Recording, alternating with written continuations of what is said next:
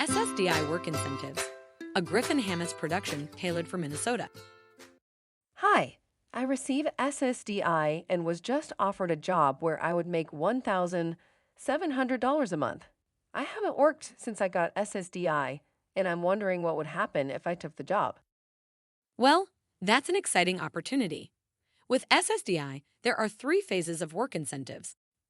The first phase is called the trial work period. During this phase, you can earn any amount and keep your SSDI. That's great. How does it work?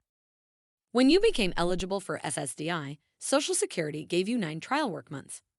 Each time you earn above the trial work level, you use up one of those months.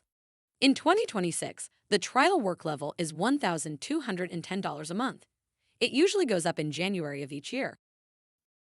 If you haven't worked since your SSDI began, you likely have all 9 trial work months available.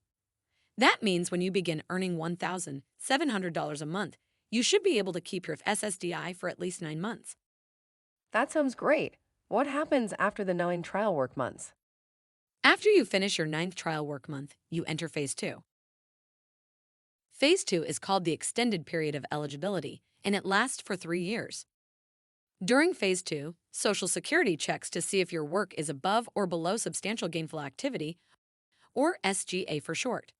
In 2026, SGA is $1,690 a month or $2,830 for people with blindness. During Phase 2, in months your work is below SGA, you get SSDI. In months your work is above SGA, you don't get SSDI.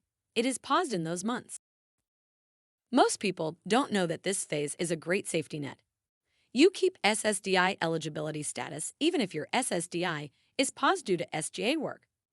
That means during Phase 2, you can easily get your SSDI restarted. Some people plan to get a job that pays more than their SSDI, so they're okay with it pausing.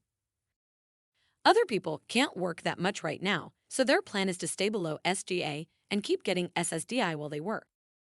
You get to decide what makes the most sense for you. Good to know I can choose. So if I earn $1,700, does that mean my SSDI will pause in Phase 2? Well, since your gross wages would be above the $1,690 SGA level, that's possible. However, if your countable wages fall below SGA, then you could still get SSDI. What are countable wages? Countable wages are the amount that's left after subtracting paid time off and work incentives, like impairment-related work expenses and subsidy. Let me explain those work incentives.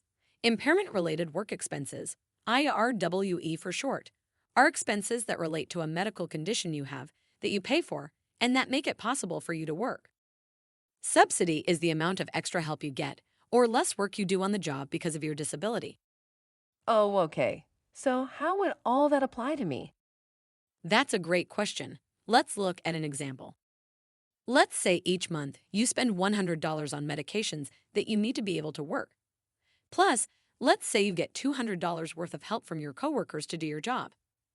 After subtracting those from your gross wages, you end up with $1,400 in countable wages. That's below SGA, which means you would likely still receive your SSDI. Great, I got it. So if I do end up earning above SGA, it's good to know I can easily get it back. So what happens in Phase 3? In the third phase, Social Security will still check to see if your countable wages are above or below SGA.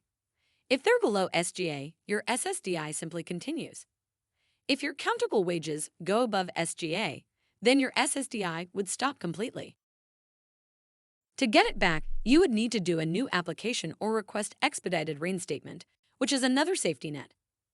Expedited reinstatement gives you up to 6 months of SSDI, while Social Security checks to see if you're eligible for benefits again. All right, I think I got it. It's great to know I have safety nets to support me as I return to work. You can learn even more about SSDI and work on amen.db101.org. Read the article titled SSDI and Work. You can also use the Benefits and Work Estimator to see how you can be better off with a job or get answers to your SSDI and work questions by starting a chat. Click the chat link at the top or bottom of each page to get started. And if you'd like to talk to someone about your SSDI and work questions, call the Disability Hub MN at 1-866 333 2466. To see more videos like this one, go to mn.db101.org. Knowledge is power. Take time to learn more about SSDI and work.